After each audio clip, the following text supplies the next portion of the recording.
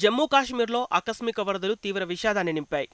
కిష్వార్త్ జిల్లా మచేల్ మాతాదేవి మార్గంలో వెళ్తున్న యాత్రికులపై క్లౌడ్ బరస్ట్ కారణంగా ఆకస్మిక వరదలు విరుచుకుపడ్డాయి. ఈ దుర్ఘటనలో మృతి చెందిన వారి సంఖ్య 60 దాటేసింది. ఇక మరో 100 మందికి గాయాలైనట్లు అధికారులు వెల్లడించారు. ఇక వందల మంది ఆ క్లౌడ్ బరస్టులో కొట్టుకుపోయి ఆచూకీ గల్లంతైంది. ఇక గల్లంతైన వారి కోసం రెస్క్యూ ఆపరేషన్ కొనసాగుతూనే ఉంది. ఈ ఘటనతో స్థానికంగా తీవ్ర విషాదం నెలకొంది. ఇక ప్రమాద సమయంలో ఆ ప్రాంతంలో దాదాపు 1200 మంది ఉన్నారని స్థానికులిచ్చిన సమాచారంతో అధికారులు అంచనా వేస్తున్నారు. దీంతో వందల మంది ఆ వరదల్లో కొట్టుకుపోయి ఉంటారని భావిస్తున్నారు. ఘటనా ప్రాంతంలో యుద్ధ ప్రాతిపదికన గాలింపు చర్యలు కొనసాగాయి.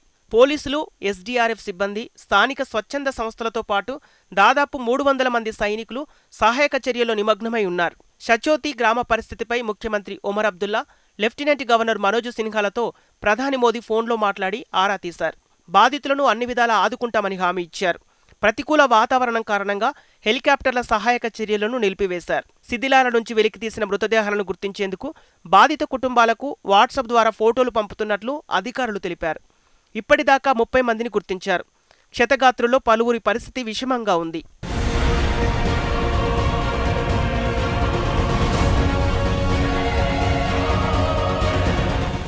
మచైల్ మాత ఆలయాన్ని దర్శించేందుకు వచ్చిన వందలాది మంది భక్తులు షచోతి గ్రామానికి ముందున్న హబేరి, మచైల్ గ్రామాల్లో చిక్కుకుపోయారు. చుట్టుపక్కల గ్రామాల్లో విద్యుత్ సరఫరా నిలిచిపోయిందని, మొబైల్ ఫోన్లు పనిచేయనందున యాత్రికులను సంప్రదించేందుకు ప్రయత్నిస్తున్నామని అధికారులు చెప్పారు.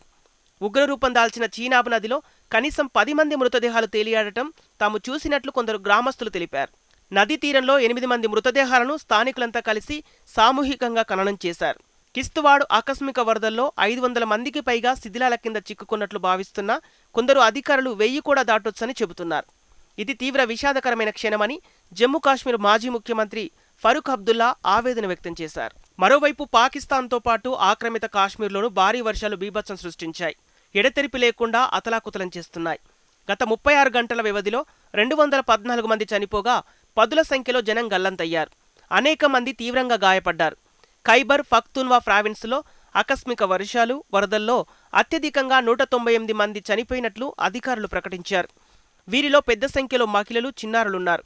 ఖైబర్ ప్రావిన్స్లోని బునేర్ జిల్లాలో అత్యధికంగా 92 మంది చనిపోయారు. మన్షెహరా, బజౌర్, బటగ్రామ్ లోయర్దిర్, స్వాత్, సంగ్లా జిల్లాల్లో కూడా పెద్ద సంఖ్యలో మృత్యువాత పడ్డారు.